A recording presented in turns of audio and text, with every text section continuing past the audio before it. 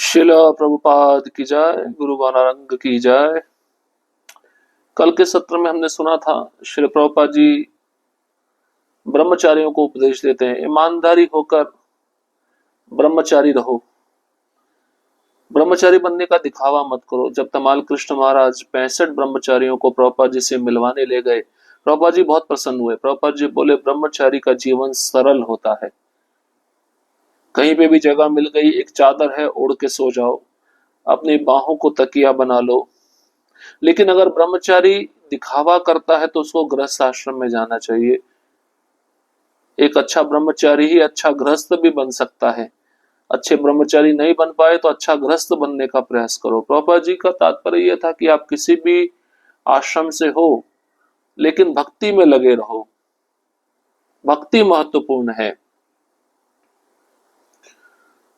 इसके पश्चात किसी व्यक्ति की स्थिति को उसके वस्त्रों से पहचाना जा सकता है। प्रभुपाद जी कहते हैं कि स्त्री का वस्त्र जो पहनता है वह ब्रह्मचारी सन्यासी होता है, वैरागी होता है, त्यागी होता है। कोई स्त्री अपने मांग में कुमकुम लगाती है, वह पतिव्रता नारी कहलाती है। उसी प्रकार से जब ये प्रश्न का उत्तर प्रभुपाद जी दे रहे थे तो वह माता जी असंतुष्ट हो गई, क्योंकि माता जी ने पूछा था कि प्रभुपाद यदि पति सुंदर रेशमी साड़ियां दे तो उसे पहनना चाहिए क्या?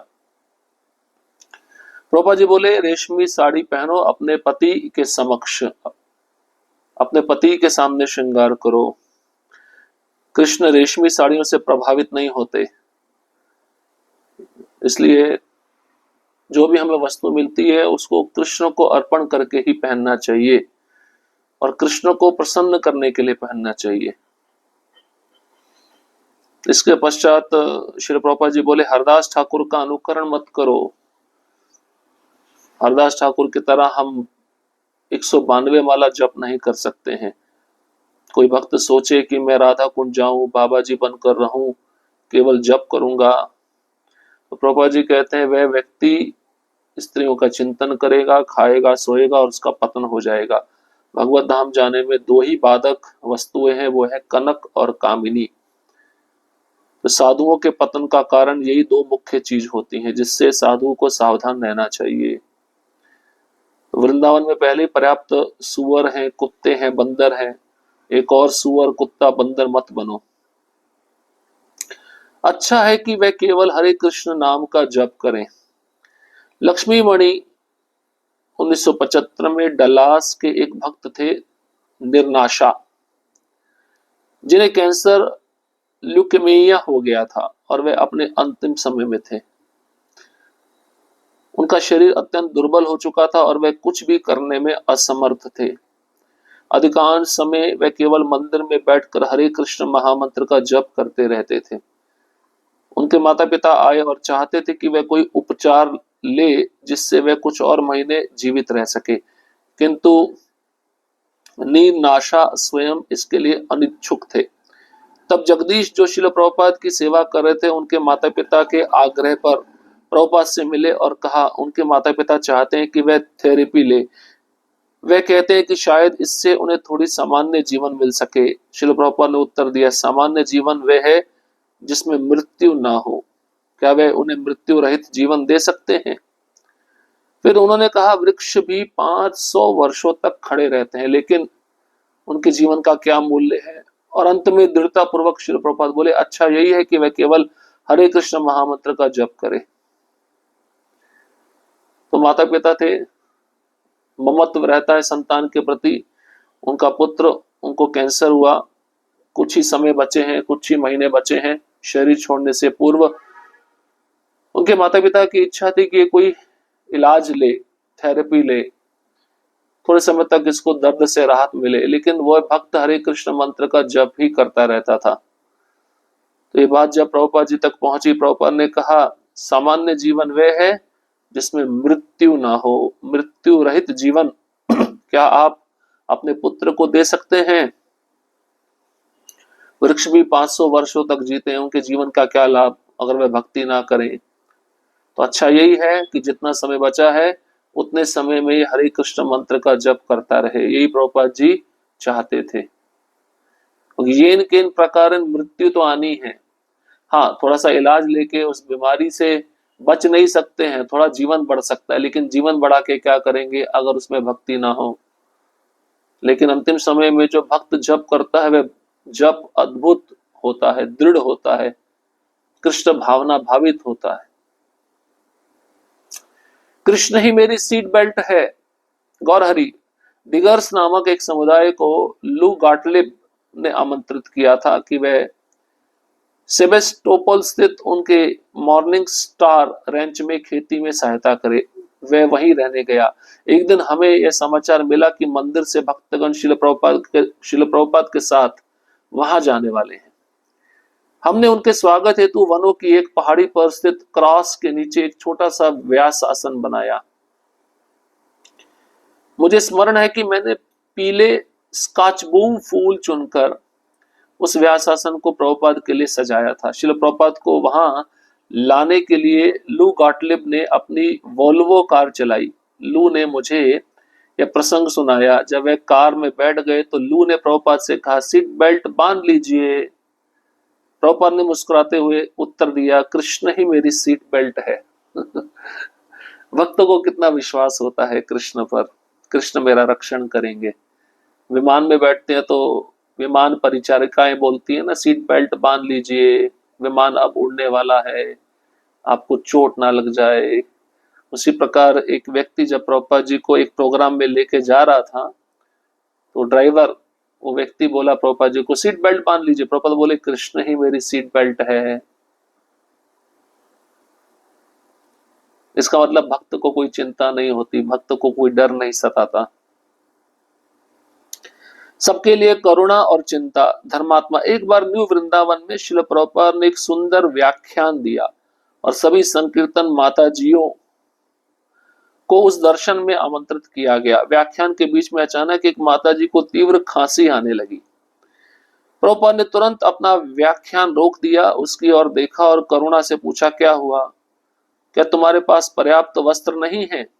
उस संध्या को मौसम कुछ ठंडा हो गया था, इसलिए उन्होंने पूछा, यहाँ का उत्तरदायी कौन है?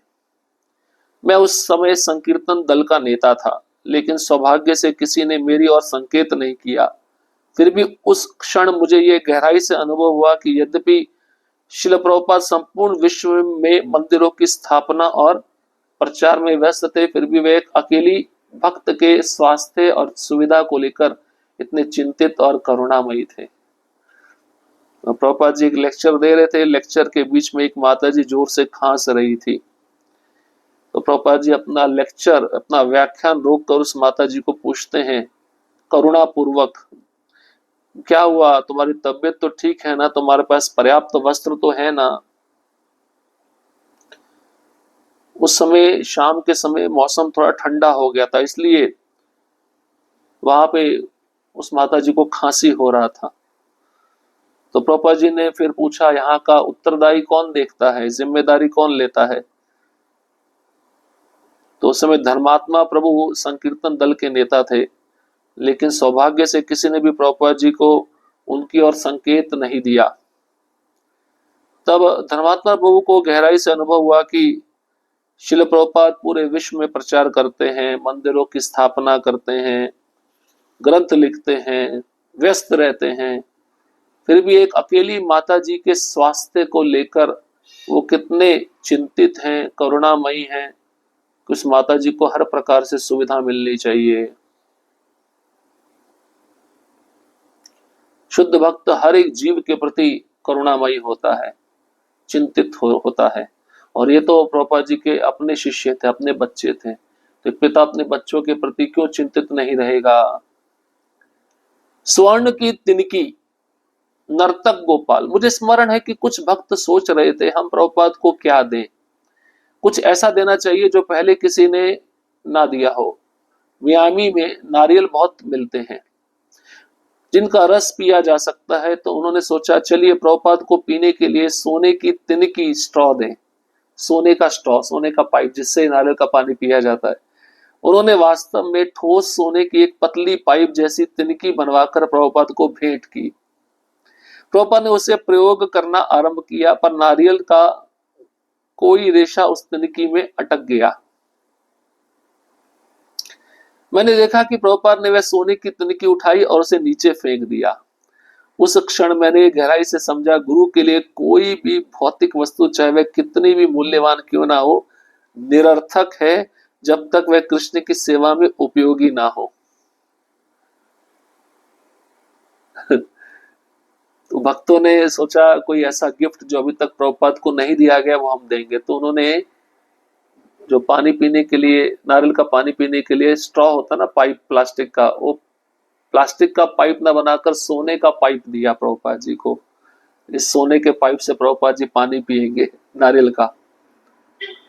और प्रभुपाद जी उसको प्रयोग कर ही रहे थे, नारियल से पानी उस सोने की तनिकी से पी रहे थे। नारियल में, नारियल का कोई रेशा उस स्ट्रॉ, उस सोने के पाइप में अटक गया। तिनकी बोलते हैं हिंदी में। तो प्रभुपाद जी ने वो सोने की तिनकी उठाई और उसे नीचे फेंक दिया। तब नर्तक गोपाल प्रभु सोच रहे थे गहराई से, उनको समझ में आया कि गुरु के लिए कोई भी भौतिक वस्तु, चाहे कितनी भी महंगी क्यों ना हो, कितनी भी मूल्यवान क्यों ना हो, बेकार है जब तक वह कृष्ण की सेवा में ना उपयोग में लाई गई हो। इसका मतलब वो जो स्ट्रॉ था, पहले कृष्ण की सेवा में जाना चाहिए था, फिर गुरु की सेवा में आना चाहिए था, तब वो सार्थक सिद्ध होता, उपयोगी सिद्ध होता। परिपूर्ण निर्देश, गंगा नारायण। एक सुबह श्रील प्रभुपाद श्रीमद् भागवतम से इंद्रदेव की कथा पर व्याख्यान दे रहे थे। उसमें वर्णन था कि इंद्र ने एक महान ऋषि का वेश धारण कर उनकी पत्नी से भोग किया, जिसके परिणाम स्वरूप उस ऋषि ने इंद्र को शाप दिया कि उसके शरीर पर योनि प्रकट हो। बाद में देवताओं ने उन योनियों को नेत्रों में परिवर्तित कर दिया। प्रभुपाद द्वारा व्याख्यान में योनि शब्द का उच्चारण करना थोड़ा असहज करने वाला लगा, लेकिन कथा के मध्य में उन्होंने ऊपर देखा और अत्यंत गंभीरता से कहा, तो या तो तुम कृष्ण से प्रेम कर सकते हो या योनि से, बस। मैं तो उस क्षण संकोच से पूरा लाल हो गया, पर जैसे जैसे मैंने जीवन भर उस वाक्य पर मनन किया, मुझे स्पष्ट होता गया कि इस भौतिक जगत में वास्तव में केवल दो ही प्रवृत्तियां हैं, या तो हम कृष्ण से प्रेम करें या भौतिक भोग से। यह सुनने में कठोर प्रतीत हो सकता है, पर यह प्रभुपाद का निर्विवाद परिपूर्ण निर्देश था, सीधे हृदय को छू लेने वाला और चेतना को झकझोर देने वाला। प्रभुपाद जी के उत्तर बहुत स्पष्ट हैं, निर्भीक हैं। जो उनको स्वीकार करता है उसी का जीवन सफल होता है। तो प्रभुपाद जी व्याख्यान दे रहे थे इंद्रदेव के ऊपर, इंद्रदेव कैसे एक महान ऋषि की पत्नी के साथ गलत कार्य करते हैं, उस ऋषि का वेश धारण करके। बाद में उस ऋषि को पता चलता है तो वह उस इंद्र को श्राप देते हैं कि तुम्हारी शरीर पर सारी योनियां प्रकट हो जाएं। तो बाद में देवताओं की कृपा से योनियां नेत्रों में बदल दी जाती हैं। तो प्रभुपाद जी ने देखा कि मैंने जो शब्द प्रयोग किया योनि, ये बहुत असहज लगा है इनको। तो प्रभुपाद ने गंभीरता से कहा, या तो तुम कृष्ण से प्रेम कर लो, नहीं तो योनि से प्रेम कर लो। तो गंगा नारायण प्रभु संकोच से पूरा लाल हो गए। पूरा जीवन भर उन्होंने उस वाक्य पर मनन किया और तब उनको स्पष्ट होता है क्या कि भौतिक जगत में दो ही चीजें हैं, या तो कृष्ण से प्रेम या तो भौतिक भोग। सुनने में बड़ा कठोर लगता है, लेकिन प्रभुपाद जी का यह उत्तर निर्विवाद परिपूर्ण निर्देश था, सीधा हृदय को छूने वाला था, चेतना को झकझोर देने वाला था। हरे कृष्णा कृष्ण कृष्ण हरे हरे, हरे राम राम राम हरे हरे। श्रील प्रभुपाद की जय, गुरु गौरांग की जय।